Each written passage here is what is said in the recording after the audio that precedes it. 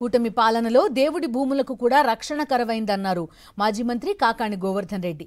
₹1 కోటి తీసుకున్న సోమిరెడ్డి కాకుటూరులో 48 సెంట్ల రామలింగేశ్వర స్వామి ఆలయ భూముల్ని రియల్ ఎస్టేట్ వారికి అప్పగించారన్నారు. ఇరిగేషన్ పై తనకు అవగాహన ఉందంటున్న సోమిరెడ్డి ఆ శాఖపై చర్చకు రెడీయా అని సవాల్ విసిరారు. ఇంటర్ మాత్రమే చదివిన సోమిరెడ్డికి సివిల్ ఇంజనీరింగ్ చదువుకున్న తాను ట్యూషన్ చెప్పైనా అన్నీ వివరిస్తానన్నారు కాకాణి.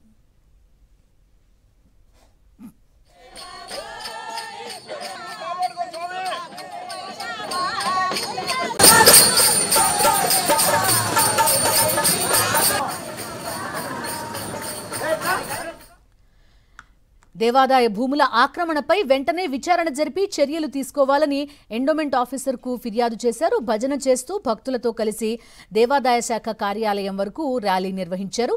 దేవుడా నీ భూములు కాపాడేదెవరయ్యా అంటూ పాటలు పాడుతూ నిరసన తెలిపారు.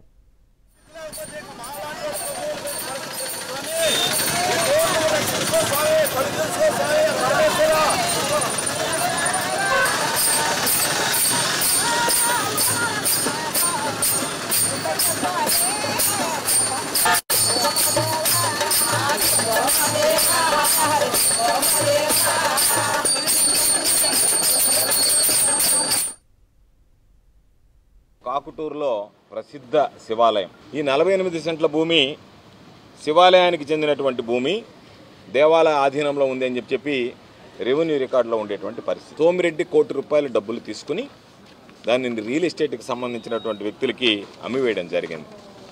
ఆ 48 సెంట్లలో వాళ్ళు వేసినటువంటి రోడ్డు కూటమి పాలనలో కూటమి ప్రభుత్వంలో దేవుడి భూములకే ఎసురు పెట్టేటువంటి పరిస్థితి ఏర్పడితే ఈరోజు దాన్ని ఎవరు కాపాడాలా? సెంటు భూమి అమ్మాలన్నా దేవుడికి సంబంధించినటువంటి దేవాదాయ భూములు కోర్టు అనుమతి తప్పనిసరి.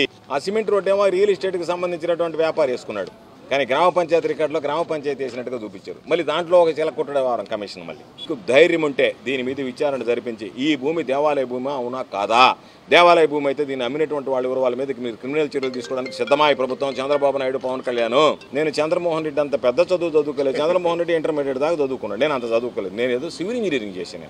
నువ్వేదో పెద్ద చీఫ్ ఇంజనీర్ లాగో ఇంజనీర్ చీఫ్ లాగో ఇరిగేషన్ సంబంధించి కాటన్ కన్నా నేనేమన్నా అన్నట్టుగా మాట్లాడడం కాదు. చేతులు బారలేసి నీకు ధైర్యం ఉంటే నా సవాల్ని స్వీకరించి నువ్వు రా, మన ఇద్దరం మాట్లాడదాం.